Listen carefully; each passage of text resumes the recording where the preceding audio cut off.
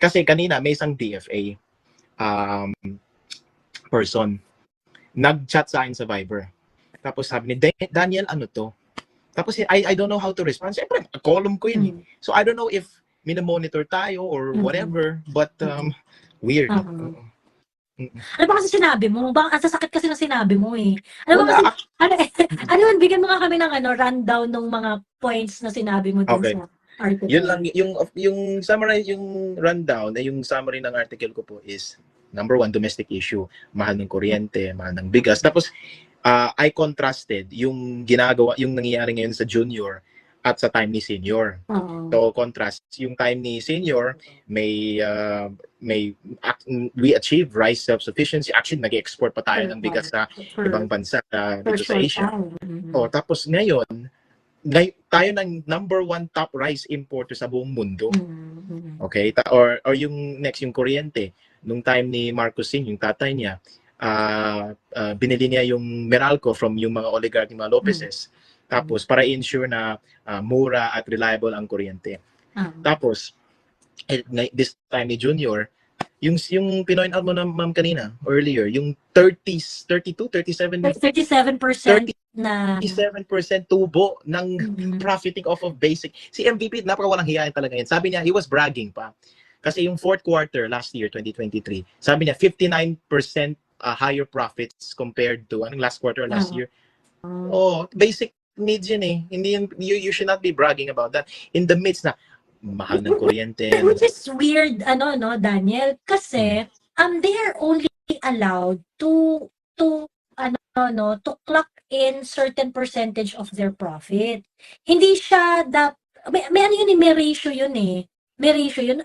Yung WAC. Tawag doon WAC. Yes. Yeah. Yun yung tawag doon.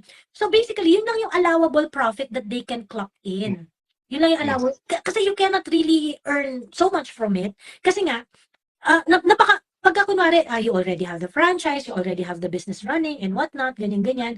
Napakaliit ng chance na malulugi ka sa kuryente.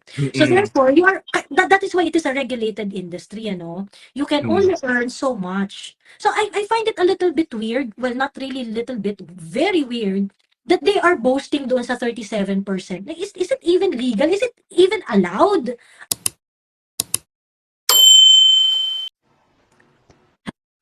Hello, Hi, ma'am. Ayan. Hello po. Kumusta naman ang panggugurgur? First time, grabe na ngayon, ma'am, no? Yung censorship. Actually, nagulat ako kasi I shared your article sa wall ko. Natanggal siya, walang notification at all. Walang notification at all. Same rin yung friend ko eh. Ganun rin yung nangyari sa kanya. Nawala. Sa amin, what was that article all about ba kasi? Okay. So, kagabi, I decided to write an article. Sabi ko, ito si BBM. Kasi may nagsasabi sa akin na parang medyo middle ground daw ako or may perception na pro-BBM po daw ako. Sabi ko, hindi, I need to stand in solidarity with what is happening. With sila SMNI, yung political persecution nangyari kay Pastor Kibuloy. Sabi ko, maling-mali na to eh. Sobrang-sobrang na sila. So I thought, I decided to do what some would say I do best. Lahat ng mga baho nila, I would expose them from domestic policy, foreign policy, political issues. So, yun yung ginawa ko. So, inabot ng 5,000 words. Sabi ko, okay na to. Tapos,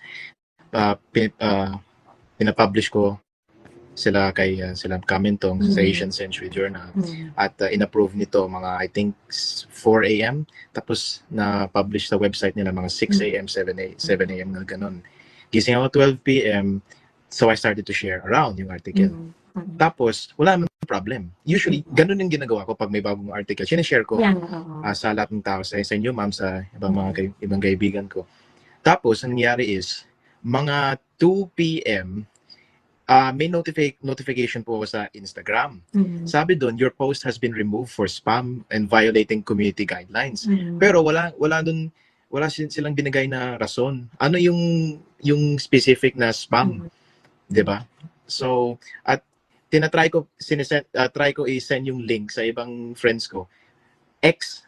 Hindi Pwede pwede. So, chinek ko yung Ibig Facebook. sabihin yung web, yung site mismo, yung article kung saan mo pinublish, yung website kung saan mo inano yung article, pinublish yung article, yun yung nabura?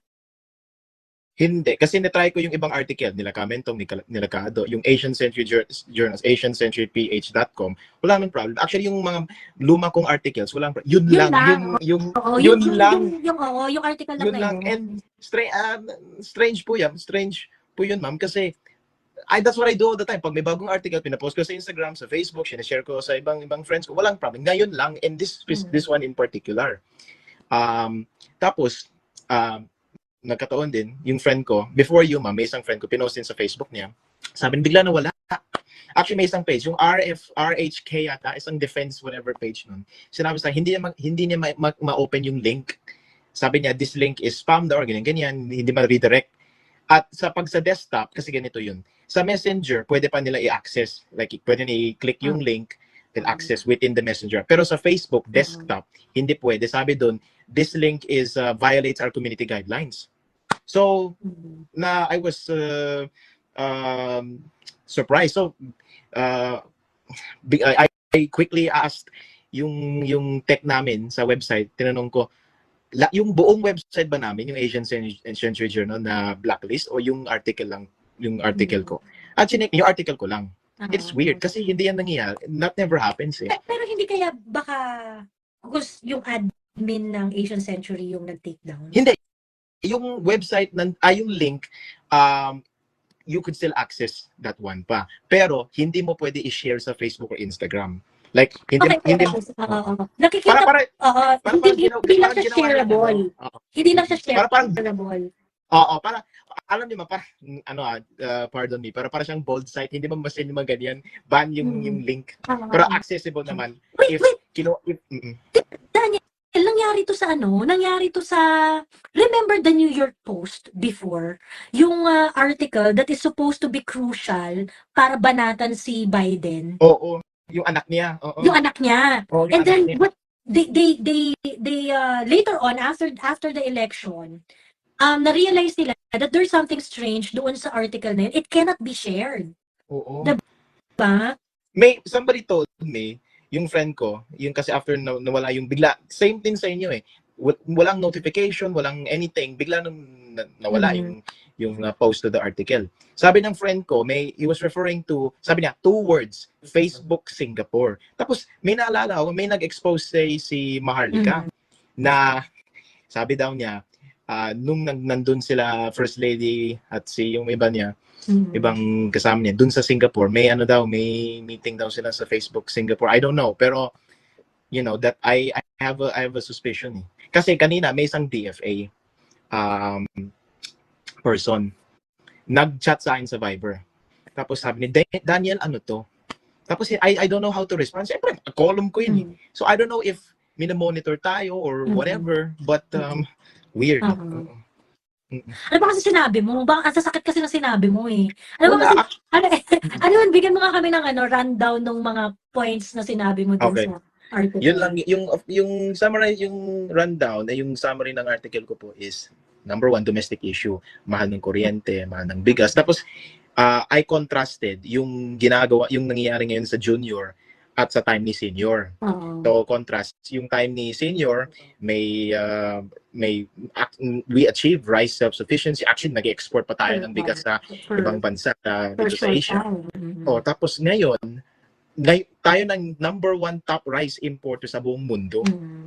Okay? Or yung next, yung kuryente. Nung time ni Marcos Sr., yung tatay niya, binili niya yung Meralco from yung mga oligarch, mga Lopezes. Tapos, para i-ensure na mura at reliable ang kuryente. Tapos, this time ni Junior, yung pinoint out mo na ma'am kanina, earlier, yung 37% na 37% tubo ng profiting off of basic. Si MVP, napakawalang hiyain talaga yan. Sabi niya, he was bragging pa. Kasi yung 4th quarter last year, 2023, sabi niya, 59% higher profits compared to last quarter last year. Basic needs yun eh. Hindi you should not be bragging about that. In the midst na mahal ng kuryente. Which is weird, no, Daniel, kasi they are only allowed to to clock in certain percentage of their profit. Hindi siya may ano yun, may ratio yun eh. May ratio yun. Yung WAC. Tawag doon WAC ata. WAC, yes, yes, Oo. yes. Oh, Oo. yeah. Yun yung tawag doon. So basically, yun lang yung allowable profit that they can clock in. Yun lang yung allowable. Kasi you cannot really earn so much from it. Kasi nga, pagka kunwari, you already have the franchise, you already have the business running and whatnot, ganyan. Napakaliit ng chance na malulugi ka sa kuryente. So therefore, that is why it is a regulated industry, You can only earn so much. So I find it a little bit weird, well, not really little bit, very weird, that they are boasting doon sa 37%.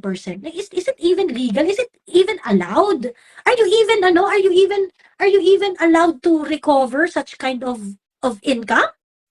Well, may tinatawag ng regulatory capture. Yung mga agencies tasked to regulate yung sila Meralco, pati yung Manila Water at ang iba pa, they have been captured. Sila na yung nagde-decide. Yeah, and the other, yung may ibang points dun sa article ko is about, of course, yung foreign relations. Diyos ko. Yung sabi yung nga sinabi ni Ma'am Lorraine Badoy dun sa rally, sa laban kasama ng Bayan dun sa Bonifacio. Sabi niya, sa Manila, sabi niya, we are being led to war because dahil tuta si BBM ng Amerika. Tapos I reminded him, yung contrast, BBM's father, si Senior, tinanggal niya ng coup d'etat dahil gusto na, he was demanding the US, number one, pay rent. Ngayon yung EDCA, walang renta. We're paying for everything. Tubig, kuryente, lahat. At labag yan sa Constitution. Actually, nung 2016, nung senador pa si BBM, sabi niya, actually may resolution, may Senate resolution that time, and 14 senators, including the late si Senator Miriam Santiago, pati si BBM, nag-sign sila ng resolution saying that EDCA is invalid. It's not a valid treaty. In fact, yung mga ibang BBM supporters, sinasabi nila, yung EDCA declared constitutional daw by the Supreme Court. Tanga, si BBM mismo was against the Supreme Court's decision to say that says that EDCA, kasi sino nag-lay down yung decision, nag-pen yung decision, iba si Sereno, wala na yan eh. Tinanggal na yan ng co-warranto. So, null and void yung appointment niya. And yun yung project nila that time ni Aquino. So, yung sabi ko lang is, sa article, yung I guess na offend siguro yung iba dyan, sabi ko is, kasi we just finished EDSA po naman, di ba? EDSA. So, marami pang sinasabi na we need to revive the spirit of EDSA. Yung mga dilaw, whatever. Pero ngayon, mas masahol pa yung mga nasa kapangyarihan. Mas masahol pa sa yellow, yung pagka-yellow. Absolutely. Mas dilawan pa sa dilawan. And sabi ko, wala na yung EDSA spirit kasi some people, they want to appropriate yung spirit of EDSA para, sabi na EDSA 4 or EDSA whatever 5 para itanggalin to si BBM. Sabi ko hindi. Sabi ko yung unfinished revolution ni Andres Bonifacio and whoever, it will not come from Manila. Kasi yung original EDSA, hindi yan, that was not from the true genuine Filipino. That was a US project. The project ng mga oligarko. Isang power power grab yun ng mga elites, ng mga oligarchs, ng mga US dun. Sabi ko, yung true spirit of the unfinished revolution, hindi yan magagaling sa Manila. Magagaling yan sa Davao City. Siguro nagaling sila dun. Kasi I'm saying na yung speech ni PRRD dun sa yung hakbang na maisog rally dun sa January, dun sa Cebu, at ngayon sa Manila, sa Bonifacio, sabi ko, listen to the crowds. Take a look at the crowds. Listen to the speeches. Hindi nila kailangan mag-hire ng mga third-rate celebrity, kung ano-anong mga performer.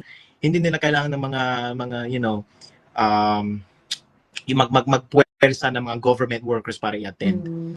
What PRRD is there, he's a one-man show, and he can, and people, siya ay isang, he's a visionary, he's a revolutionary. So sabi ko, kasi ito yung sentiment ng karamihan ng mga loyalista ng mga BBM supporter. Dati, mga underdog po sila. Mga underdog, oppressed sila ng system, ng university, yung mga colleges, yung Mandilawan. Ngayon, nasa poder na sila, they are now assimilated into the system. So lahat ng mga tao etchepuera na yung mga their loyal core supporters. Sabi ko dun yung mga core supporters ni BBM wala na. Sila Maharlika, sila Sas, pati si Vic Rodriguez wala na. Sino man titira doon? Yung mga ay yung mga bayaran ng mga like wala silang prinsipyo. I could really tell. So yun siguro yun na nagalit. And but I think bad trip naman kasi talaga yung hindi naman talaga maganda yung tingin ng admin sa Asian Century, di ba? As a whole. Oo. Di ba? Parang asar talaga sila sa inyo di ba? They want to portray us as pro-China. Pero ito yung strategy ko, ma'am. Ito yung strategy ko. Kasi yung mga ibang BBM supporter dun, whenever you criticize the foreign policy of this admin, sasabihin nila, pero yung time ni PR, for example, sabi mo, when you say na, when you oppose, nag-gaslight tayo, kung ayaw namin yung EDCA, sabi niya, ba't hindi determinate ni PRRD yun? So yung strategy ko is this, inuungkat ko yung lumang statements ni BBM. Sabi ko, hoy, may dalawang BBM dito. Ito yung sinabi niya before the election. Ito yung So, yun yung strategy ko. So, wala silang retort, Yung rebuttal lang nila, kagaya ng sinasabi ng yung issue yun sa Chocolate Hill sa Bohol. Time na PRRD yan. Yun lang yun. So sasabihin, well, times have changed. And yung I think yung isang part din na siguro napikon sila is diretsahan na tayo. The reason why naka 180 si BBM dun sa foreign policy dati anti-US stance niya. Bakit? People have no reason to think of anything else except yung assets. Yung hidden yung frozen assets, yung alleged frozen assets dun sa West. That's why kasi hindi naman sila he's not explaining. And which meron din traction sa international international media yung frozen assets na yan. They're also talking about it na why did he flip? Because of the frozen assets, 'di ba? The Chinese media was talking about it. There was another Asia viral World video. magazine yun, magazine Asia World. And then there is another interview international media din talking about BBM flipping and why it is dangerous, 'di ba? And why he did that na may discussion nga doon na parang kaya siya nagganon is because of the assets, because of this frozen assets. So recently BBM is in Germany and is talking about a potential ano yung sabi niya?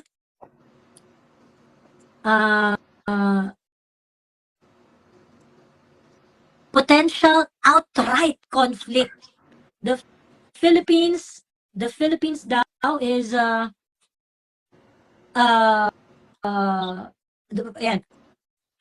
President Marcos warns that there is a rising potential for outright conflict with China just after incident in the South China Sea. Diba?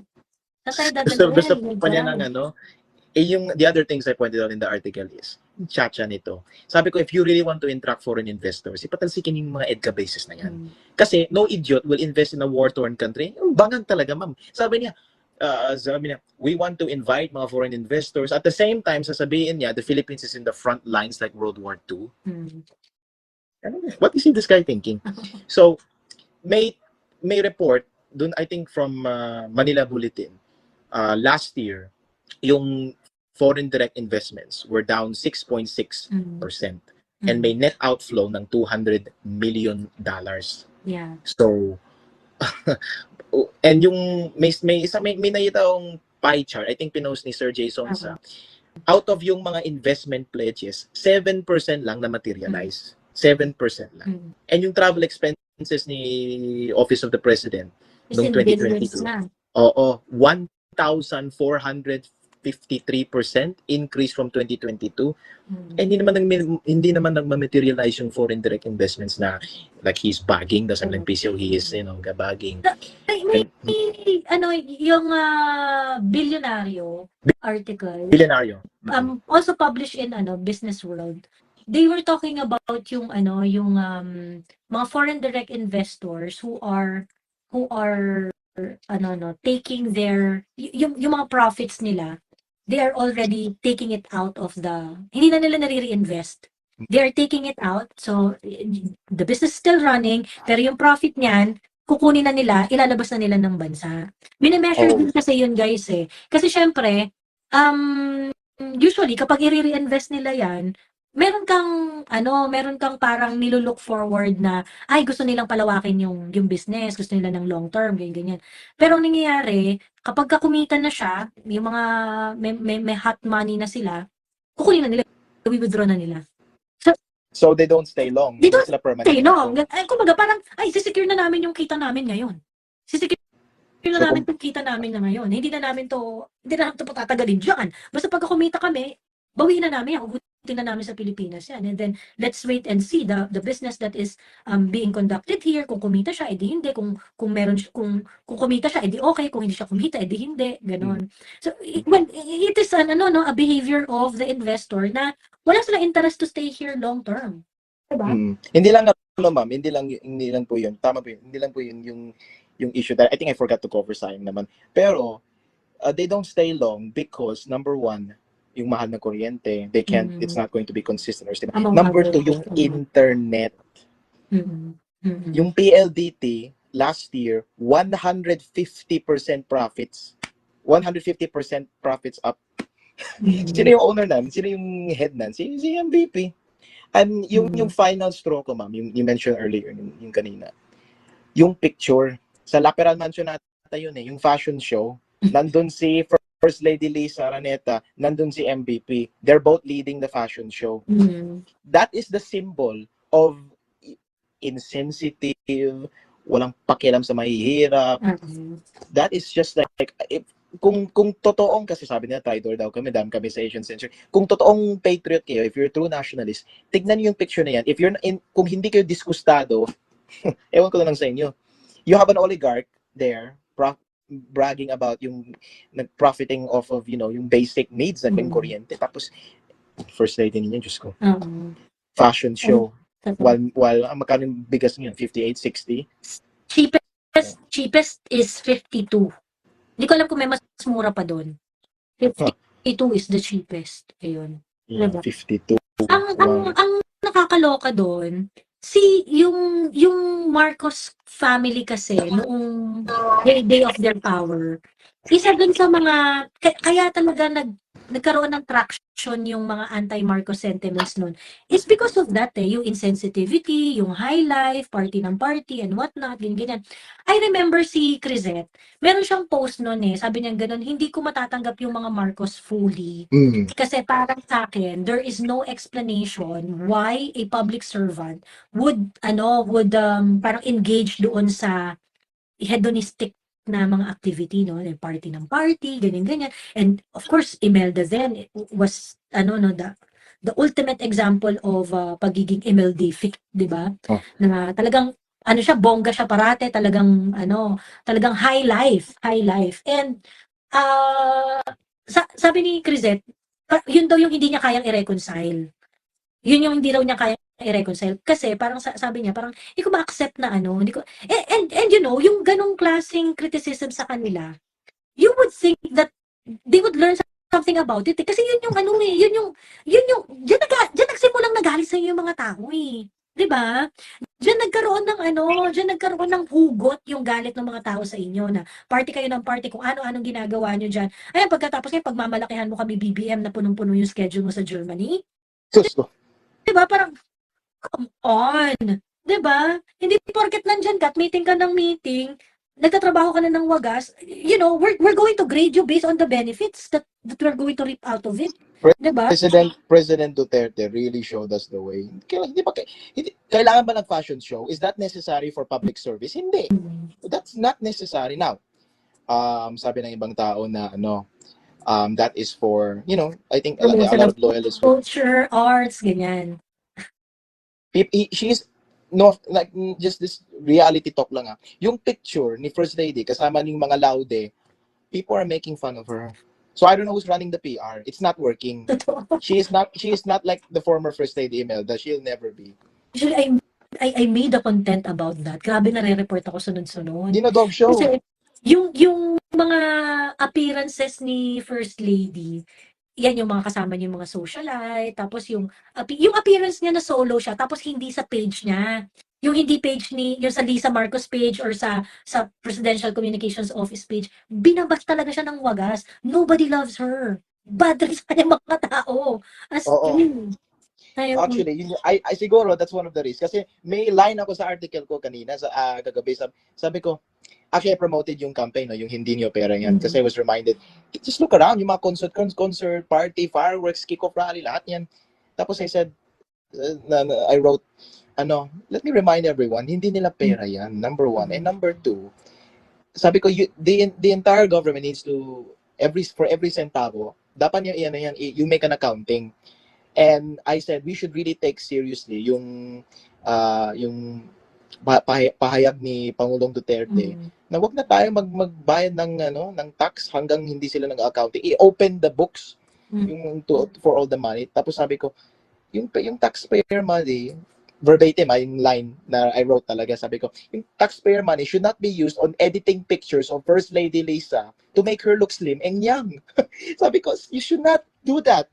Kasi clear naman, naalala nyo ma'am, yung train picture, nakasmile siya, yun yung pinost sa official Facebook page niya. Slim, yung tiyan, flat. Tapos I think from Daily Tribune, may isang babaeng reporter, nilabas na yung the same, I think a few moments after, unedited, ganun siya. Parang like, she is like it's not chubbier. pleasing. It's not very pleasing to the eyes. Sayang na, I don't have a copy. Nasa yung sa page ni Political Witch Boy, pero suspended na siya ngayon, hindi mo makita yung picture niya. Shinare niya. Ayun nga, hindi ko maintindihan tong administration na to eh. Kaya nga, imbis na awayin nyo kami, ang dami-dami naming hugot kung bakit kami bad trip. Imbis na awayin nyo kami, we are not unreasonable people. We are not irrational, unreasonable people here. Paliwanagan nyo kami kung bakit meron pa kayong nakikitang light at the end of the tunnel. 'Di ba?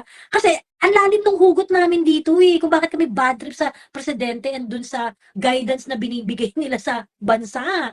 They are not leading us to prosperity. They are leading us to ruins. Come on. Diyos me.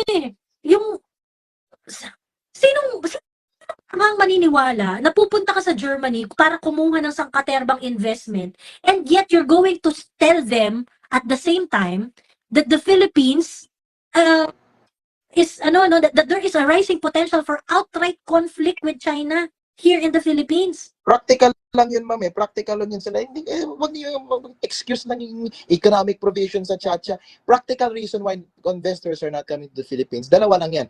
Yung mga EDCA bases at yung unstable situation to South China Sea at yung mahal na kuryente at internet. Yun lang. That's it. No need for that is the root of the problem. But umaalis yung mga investors o hindi nanitili dito because of that. Yun lang. Tamang lokohan. Actually, Senator, I may talk about it eh. Kasi when I asked Senator Amy before kung agree ba siya sa constitutional reform. Ang sabi niya, ano yung ire-reform? Kasi sabi niya, kung ang ire-reform is yung mga economic provision, she talked to a lot of investors. And ang sabi ng mga investors, none of it is talking about yung restrictions. None of them were talking about there are other concerns though that